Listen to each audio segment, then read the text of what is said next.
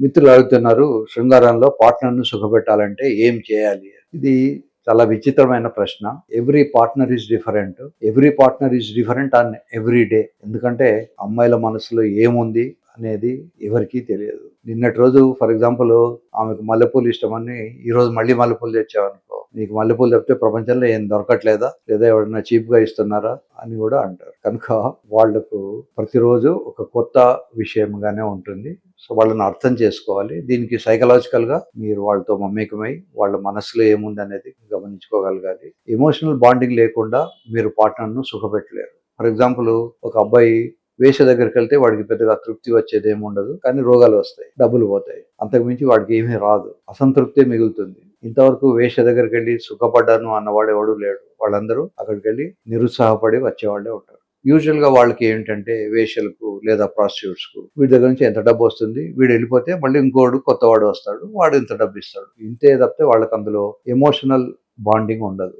కనుక ఆ అమ్మాయికి తృప్తిగా ఉండదు, వీడికి తృప్తిగా ఉండదు. తృప్తిగా ఉండాలంటే ఫస్ట్ ఎమోషనల్ బాండింగ్ డెవలప్ చేసుకోండి. జోకులు వేసుకోండి, నవ్వుకోండి, ఇద్దరూ కలిసి కొంత దూరం రోజు నడవండి, ఇద్దరూ కలిసి చిన్న చిన్న యోగాస్ చేయండి. కపుల్ యోగాస్ అని ఒక స్పెషల్ యోగా టెక్నిక్ ఉంది. ఒకళ్ళ శరీరానికి ఒకళ్ళ శరీరం తగులుతూ చేసే కొన్ని ఎక్సర్సైజెస్ ఉంటాయి, అవి చేయండి. కలిసి ప్రే చేయండి, కలిసి గుడికి వెళ్ళండి, కలిసి సినిమాలకు వెళ్ళండి, కలిసి వెళ్ళి గ్రాసరీస్ కొనుక్కోండి. ఇలా పెట్టుకొని సెల్ ఫోన్లో కొట్టేసి తెప్పించుకోకండి గ్రాసరీస్. వీటన్నిటి వల్ల మీకు ఒక ఎమోషనల్ బాండింగ్ వస్తుంది. ఒకసారి ఎమోషనల్ బాండింగ్ వచ్చిన తర్వాత మీరు గొప్ప పర్ఫార్మెన్స్ లేకపోయినా, మీరు యావరేజ్ పర్ఫార్మెన్స్ ఉన్నా మీకు వాళ్ళు అప్రిషియేట్ చేయగలుగుతారు. వాళ్ళు హ్యాపీగా ఉంటారు, మీరు కూడా హ్యాపీగా ఉంటారు. కనుక ఏ వ్యక్తితోటైనా రిలేషన్షిప్లో ఉంటే దాన్ని మ్యాక్సిమం ఎంజాయ్ చేయడం నేర్చుకోండి. అంతేగాని ఇవాళ ఈ రిలేషన్షిప్, ఇంకొకళ్ళు బెంచ్ షిప్, ఇంకొకళ్ళు పాకెట్ షిప్, ఇలా షిప్పులన్నీ మెయింటైన్ చేయకండి. వాళ్ళతో సాధ్యమైనంత వరకు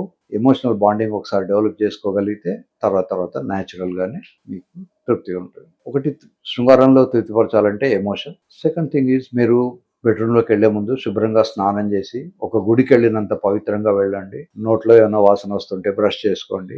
జనాంగాలు కొద్ది మందికి స్కిన్ కింద కొన్ని సీక్రెషన్స్ ఉంటాయి, అవి క్లీన్ చేయకపోతే అక్కడి నుంచి గబ్బు వాసన వస్తూ ఉంటుంది. ఈ మధ్యకాలంలో నాకు ఒక పేషెంట్ వచ్చారు, ఒక couple, she around 45 years. Sir, మా ఆయన నా దగ్గరికి వచ్చినప్పుడల్లా గబ్బు వాసన వస్తుంది అని ఆయన తీసుకొచ్చి, ఆయనకు ఫైమోసిస్ అనే ఒక వ్యాధి ఉంది. ఆ చర్మం కింద సీక్రెషన్స్ కొన్ని డికేట్స్ నుంచి అలాగే ఉండిపోయినాయి. సో ఆయనకు సర్కంసిషన్ అనే చిన్న సర్జరీ చేసి పంపించాం. Day care surgery. Next time after 2 months ఆమె నాకు స్వీట్ ప్యాకెట్ తెచ్చి, సార్ మీరు నాకు గొప్ప హెల్ప్ చేశారు, మా ఆయన ఇప్పుడు దగ్గరకు వచ్చినా నాకు బాధ లేదు, స్మెల్ లేదు. సో చిన్న చిన్న విషయాలు కూడా మగ పిల్లలకు తెలియవు. అందరూ అనుకుంటారు మగ పిల్లలకి అన్ని విషయాలు ఏమో తెలుస్తాయని, ఏమీ తెలియవు. తర్వాత వీళ్ళు అనుకుంటారు ఫ్రెండ్స్కి తెలుసునని. జోగి రాసుకుంటే బూడిది రాలుతున్నట్టు. అలాగే వీళ్ళ ఫ్రెండ్స్ కూడా అన్ని విషయాలు, ముఖ్యంగా శృంగారంలో విషయాలు గొప్పగా తెలియదు. కనుక మీరు దగ్గరలో ఉన్నటువంటి ఆండ్రాలజిస్ట్ని కలుసుకోండి, డిస్కస్ చేయండి. పెళ్లికి ముందే డిస్కస్ చేసుకోండి. పెళ్లి తర్వాత శృంగారంలో పాల్గొనకపోతే వాటిని అన్కాన్జుమేటెడ్ మ్యారేజెస్ అంటారు. ఈ అన్కాన్జుమేటెడ్ మ్యారేజెస్ యూజువల్గా డైవోర్స్ దాకా లీడ్ అవుతాయి. అప్పుడు అమ్మాయి తరఫున వాళ్ళు, వీడు మగతనం లేదు వీడికి అంటారు. వీడికి ఎమోషనల్గా చాలా సఫరింగ్, చాలా ఛాలెంజింగ్గా ఉంటుంది.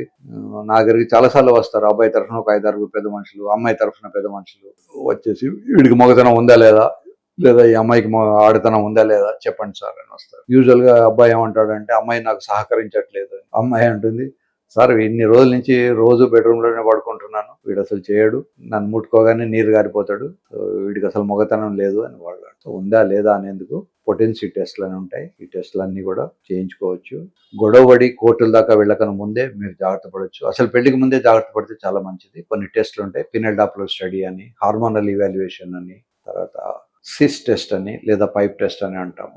ఇచ్చి ఎంత హార్డ్గా ఉంది, ఎంతసేపు హార్డ్నెస్ మెయింటైన్ అవుతుంది, ఎంత స్పీడ్గా రక్తం వస్తుంది, ఇట్లాంటి డేటా అంతా కలెక్ట్ చేసుకొని డాక్టర్ గారు మీకు చెప్తారు. ఇప్పుడున్న జనరేషన్ చాలా అదృష్టవంతులు. ఇప్పుడు PDE5 ఇన్హిబిటర్స్, వయాగ్రాలు అని, దాన్ని సిల్డెనఫిల్ అంటారు, లేదా టెడలాఫిల్, లేదా అవెనాఫిల్, వార్డనాఫిల్, ఇట్లాంటి రకరకాలైనటువంటి టాబ్లెట్స్ ఉన్నాయి. టాబ్లెట్స్ ఇచ్చి చూడొచ్చు, ఇవి పనిచేస్తున్నాయా లేదా, సఫిషియెంట్ హార్డ్నెస్ మెయింటైన్ అవుతుందా లేదా చూడొచ్చు. శృంగారంలో పాల్గొనాలంటే ముఖ్యంగా 3 ఫ్యాక్టర్స్ అవసరం. ఒకటేమో అంగం గట్టిపడాలి, మెత్తగా. మగవాళ్ళ అంగం 24 గంటలు మెత్తగానే ఉంటుంది. వాళ్ళు శృంగారంలో పాల్గొనడానికి ట్రై చేసినప్పుడు అది గట్టిపడుతుంది. ఈ గట్టిదనము కనీసం 5 నిమిషాలన్నా మెయింటైన్ కావాలి. సో గట్టిదనం రావాలి, లోపలికి ఎంటర్ కావాలి, పెనట్రేషన్ అంటారు. ఈ గట్టిదనంలో గ్రేడేషన్స్ ఉంటాయి. ఇప్పుడు సెల్ఫ్ ఇవాల్యుయేషన్. ఒక క్వశ్చన్ పేపర్కు ఆన్సర్స్ రాసిన తర్వాత వాడి స్టూడెంట్కి ఇచ్చి వాడినే మార్కులు వేసుకున్నాం అనుకో, వాడు ప్రతి ఇచ్చిన ఆన్సర్ కరెక్టే అనుకొని వాడు ఫుల్ మార్కులు వేసుకుంటాడు. సో చాలామందికి ఏమిటంటే మగపిల్లలకు అహంకారం ఎక్కువ ఉంటుంది.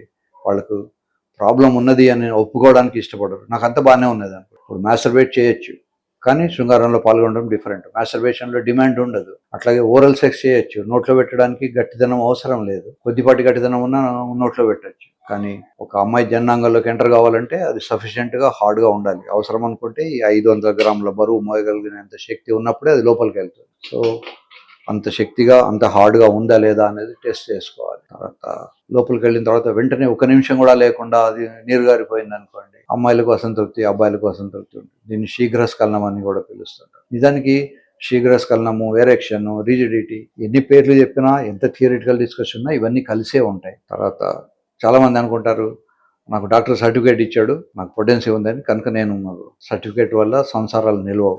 సంసారం అంటే సంసారం చేయాలి అంతే.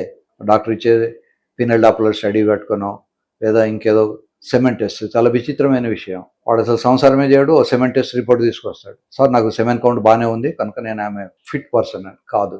అసలు శృంగారంలో పాల్గొన్నప్పుడు పెనట్రేషన్ లేకుండా కూడా ఒక్కొక్కసారి నీరు కారచ్చు. మాస్టర్బేట్ చేసినప్పుడు సఫిషియెంట్ రిజిడిటీ లేకుండానే కావచ్చు. లేదా నిద్రలో అది లేచి ఉంటుంది. నాకు నిద్రలో లేస్తుంది, నేను మాస్టర్బేట్ చేస్తాను కనుక నేను మగవాడిని అనుకోవడం పొరపాటు. అల్టిమేట్గా ఫిమేల్ లోపలికి ఎంటర్ కావాలి. మన దగ్గర మోడల్స్ ఉంటాయి, ఫిమేల్ మోడల్, అమ్మాయిలు కాదు, ప్లాస్టిక్ మోడల్ ఉంటుంది. దాంట్లో పెట్టి చూపెట్టాలి. అతను దాన్ని పెనట్రేట్ చేయగలిగితేనే అక్కడ బెడ్రూమ్లోకి వెళ్ళిన తర్వాత అమ్మాయితో చేయగలడు. సో ఇట్లాంటి కొన్ని చిన్న చిన్న టెస్ట్లు ఉంటాయి. అవన్నిటిని అతను మొహమాట పడకుండా ముందు తనకు వ్యాధి ఉన్నది అనే విషయం అర్థం చేసుకొని రావాలి. ఒక్కోసారి యంగ్ పిల్లవాడే కదా, వీడికి ఏమైంది అంటారు. యంగ్ పిల్లవాడు కూడా కొద్దిమందికి 4 వేళ్లే ఉండొచ్చు, కొద్దిమందికి 6 వేళ్ళు ఉండొచ్చు. ఇవన్నీ మన కళ్ళకు కనబడతాయి. లోపల శృంగారంలో పాల్గొన్నప్పుడు మగవాళ్ళ అంగాల మధ్యలో యురెత్రా అని ఉంటుంది, అందులోంచి యూరిన్ వస్తుంది. దానికి ఇటుపక్కన అటుపక్కన ఒక రకమైన స్పాంజ్ ఉంటుంది, దాన్ని కార్పోరా క్యావర్నోజా అంటాం. ఈ కార్పోరా క్యావర్నోజాలో సైనసైడ్స్ అనేటువంటి టిష్యూ ఉంటుంది. ఈ కాంప్లెక్స్ మెకానిజం అంతా కూడా ఒక స్పాంజ్ లాగా ఉంటుంది. వచ్చిన రక్తాన్ని అది పట్టుకుంటుంది. ఆ స్పాంజ్ డెవలప్మెంట్ సరిగా లేదనుకోండి, అది రక్తాన్ని పట్టుకోలేదు. సో 25 ఏళ్ళ యువకుడు కూడా శృంగారంలో పాల్గొనలేకపోవచ్చు. వయసుతో నిమిత్తం లేదు.